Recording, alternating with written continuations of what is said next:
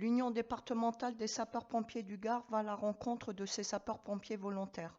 En plus de leur engagement de sapeurs-pompiers, ils sont également chefs d'entreprise. Aujourd'hui, je rencontre Virginie. Bonjour Virginie.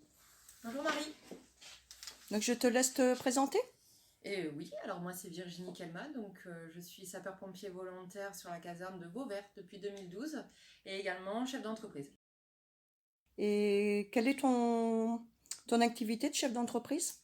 Alors j'ai un organisme de formation qui s'appelle Infinim, où je propose une formation en sécurité incendie, secourisme, prévention des risques professionnels et également une partie bureau d'études. On propose également tous les audits concernant les établissements recevant du public. Donc audit sécurité incendie, audit accessibilité handicapée également, et tout ce qui est rédaction de documents uniques, prévention des risques professionnels. Comment ça se passe, les personnes pour te contacter? Aujourd'hui, le réseau est essentiellement en ligne me concernant sur les réseaux sociaux. J'ai beaucoup de contacts via Facebook et via mon site internet, donc infinim.net. J'ai également la majeure partie de ma clientèle qui se fait par bouche à oreille. J'ai un réseau constitué sur le Gard et sur l'Hérault qui se transmettent mes coordonnées de bouche à oreille. Et du moins, tu te déplaces sur quelle amplitude kilométrique? Actuellement, on couvre tout le Grand Sud-Est, c'est-à-dire de Perpignan jusqu'à Nice, vraiment tout l'arc méditerranéen, en montant sur la vallée du Rhône à peu près au niveau de Valence. Et de la demande un petit peu plus loin, exceptionnellement, j'évite d'aller trop loin parce qu'en termes de contrôle qualité et de déplacement, ça devient un petit peu compliqué. Sachant que 70% de la clientèle aujourd'hui est quand même sur le Gard et sur l'Hérault. Mais réellement, tout l'arc méditerranéen, voilà, je travaille avec un réseau de formateurs. Je ne suis plus seule, donc j'ai une trentaine de formateurs sur le terrain qui couvrent justement tout cet arc méditerranéen. Ok, bah c'est super. Et au niveau, au niveau de la crise sanitaire, comment ça se passe? Ça se passe. Non, c'est compliqué. Alors, premier confinement, on a été fermé, donc voilà, la question ne se posait pas.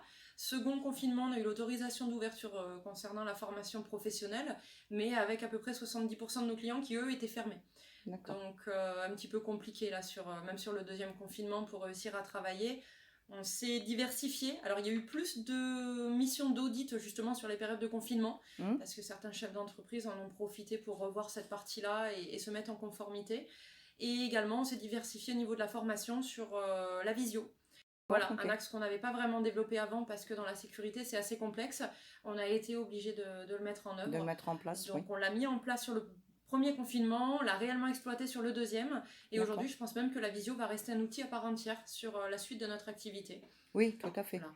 Donc ça a permis de sauver les meubles, comme on dirait. Voilà. Aujourd'hui, ça permet de payer les frais principaux. Et tu commences, je pense, sûrement à avoir pas mal de demandes au niveau du compte formation professionnelle, du CPF. Oui, tu fais bien de l'aborder. La plupart de nos formations sont éligibles au CPF, donc le compte personnel de formation dont dispose chaque salarié. On a également des financements qui proviennent des fonds de formation, des cotisations de fonds de formation par les indépendants. Donc aujourd'hui, on arrive à faire financer à peu près 90% des formations qu'on propose. Hormis certaines un petit peu spécifiques, mais on va pouvoir solliciter toute ou partie des fonds justement pour permettre à chaque salarié indépendant de se former. Alors soit de monter en compétences dans certains domaines, soit de se former en sécurité pour de la mise en conformité. Et également certains viennent chercher chez nous de la formation de formateurs. Parce qu'aujourd'hui, voilà, on permet à de jeunes formateurs ou de nouveaux formateurs de se lancer et des formations de formateurs. Et j'ai vu que tu étais également Datadocké, hein? Oui, le Datadoc également qui nous permet justement de demander ces fonds de formation en cours de certification concernant la nouvelle certification Calliope, voilà. Voilà, ce qui permet à nos clients justement de pouvoir faire ces demandes de sollicitation de fonds. Et également des accords avec le Pôle emploi. Bon, en tout cas, je te remercie de ton accueil et de ta disponibilité. Merci Marie. Au revoir. Au revoir.